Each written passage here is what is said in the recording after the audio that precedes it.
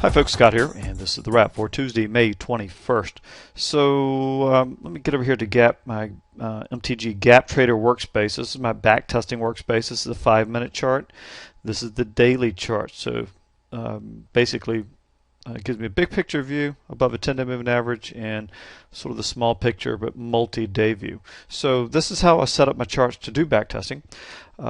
And right now you can see, based on the 5-minute action, see the little wick there? We went below yesterday's lows. Yesterday's lows is the red line, so we put in a new low and we put in a new high above the green line, yesterday's highs.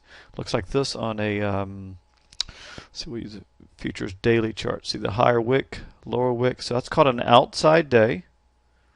And we're also putting in a 20-day high. It's actually yet again another 200-day high print. Just to, since market is still going live because I've got a webinar here in a few minutes. I don't know exactly where we're going to close. I'm pretty confident we're going to end up with a 200-day high close, but I don't know. So to be safe, I'm going to show you the results of fading gaps after an outside day and a 200-day high, 200-day high print.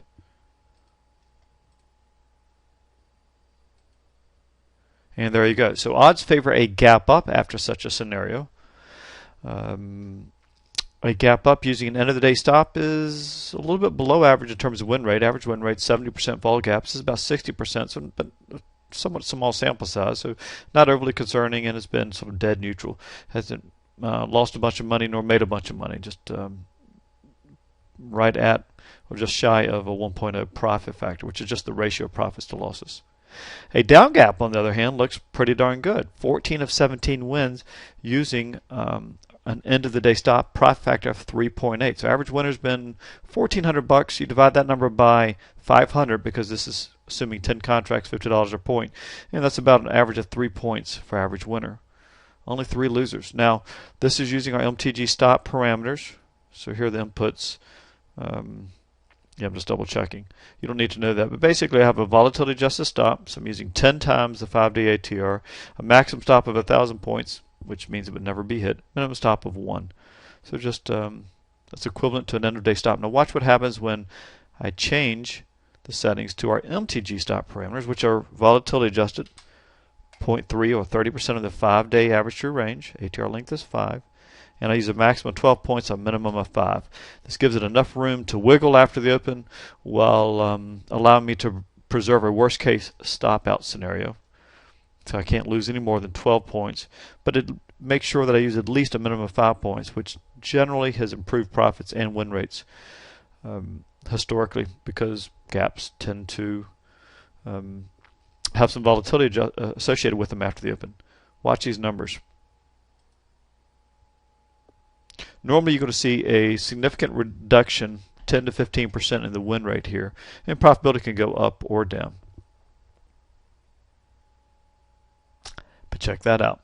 Profitability went down a little here, but the win rate did not change. So you still caught all 14 winners. Didn't make quite as much, but that's a very good scenario. So what that's telling us on this small sample size, but a very specific occurrence, 17 times in the past, 14 of them could have been traded. I mean, you could have gone long at the open, 9:30 a.m. Eastern Time, using a stop equal to 30% of the 5-day ATR, or about with a minimum of 5 points. So currently, with the current ATR of around 14, I think, 12 to 14. 30% of that's going to be less than 5. I use a minimum of 5, so a 5-point stop, you would have made a bunch of money. Now, this is not the only thing I'm going to consider, of course, but this is a good place to start your analysis. I will look at our gap guides and consider everything else I can think of or that shows up in my database as being important before I pull the trigger. But on the surface, a gap down, surprise, surprise, may be attractive, and a gap up is just neutral, not bad, but not great either. Right. And speaking of back testing, don't forget there's a webinar tomorrow on the 22nd. We're doing a live demo, Tim and I, on using Gap Trader, the tool I just showed you to do that back test, as well as Range Trader. And I think the key takeaway is a lot of folks think you have to be a coder or a professional programmer. You do not. We have pre-configured, spent hundreds, if not thousands of hours refining these tools over the past 5 or 6 years. To make them real user-friendly for just about anybody. So check it out. Come see for yourself. That's again tomorrow, May 22nd, 4:30. All right, let's get to today's action. Actually, I'm going to look at the gap guys today. We opened between yesterday's highs and yesterday's close. That's called the UHC zone. You can learn more on our website on the homepage on the gap zone map. But check it out. 3 different systems applied, showing the UHC in the current conditions, current 3-day pattern, current seasonality in play. Weighted average showed a pretty darn good setup. 74% win rate, 1.25 profit factor. Whenever you see a small profit factor and a high win rate, you can almost guarantee it's been small average win size. That's what makes the numbers work out such a high win rate. Because if the average win size is bigger on such a high win rate, it'd be very profitable and have a much greater ratio of profits to losses. Extended targets favored today. I'm looking for this number, these two numbers to be roughly 80% or higher of these two numbers, and they were better, so clearly favored extended target today. Looking at the YM, it also looked okay. I'm looking for 60 and 1.3 ideally, so both profit factors are a tad weak, but still close. So call that slightly attractive. Nasdaq clearly met my criteria, also favoring extended targets, and Russell's same for gap fill. Looking at the ETFs, neutral to slightly attractive there as well. Weak for the diamonds because it was a doji yesterday, so we opened in a different zone. That's problematic, but good for the Qs and attractive for the Russell. So pretty good looking setup. Looking at the worksheet, which averages all those gap guides, you can see sure enough is a pretty good setup for opening between the high and the close. It averages all late indices. And let's see, in terms of unique patterns, neutral scenario there after an inverted hammer, after an NR 7-day, most narrow range day past 7 during a bullish market. Very good numbers. Then further refining and evaluating the setup, Tuesday post options expiration, that's been a little bit of a risk factor for up gaps. I showed that in last night's wrap. That was a little bit of a concern. In second half of May, small sample size, a little bit of a concern. But overall, slightly attractive setup, mixed factors. So I got to trade it, met my criteria. But because the gap size was so small, I wanted all 4 futures indices opening up, same direction. That's one of my rules here under helpful tips.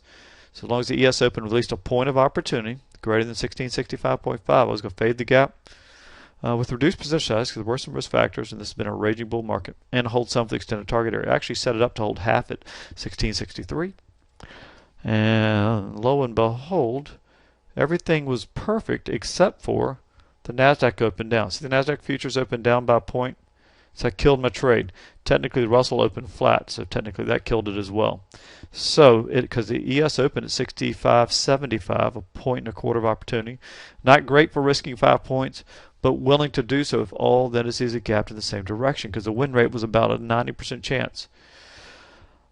But again, didn't meet my criteria, so I passed on it, and it looked like that was going to be a great decision, but it ran up 4.25 points, I believe, 4.5 points. So, then it rolled over, filled the gap, and hit the extended target at 63. So quite a few members did take today's gaps. I'm highly selective right now. It's been tough the past month or so. Past couple trades have been good though, gap trades. So I think we're getting back on the right track, but I'm still being very cautious, and just missed a small winner today. Not a big deal. I followed my plan, executed it perfectly, and let's see. 15-minute range, neither the 15-minute range guides nor the first hour range guides favor trades in either direction today. It was just they were neutral all the way around. So I did 0 trades today. And that was my day. So there you go. Don't forget to sign up for tomorrow's webinar if you're interested in creating your own probabilities or your own systems for your own markets or other markets. Otherwise, we'll see you tomorrow. Take care.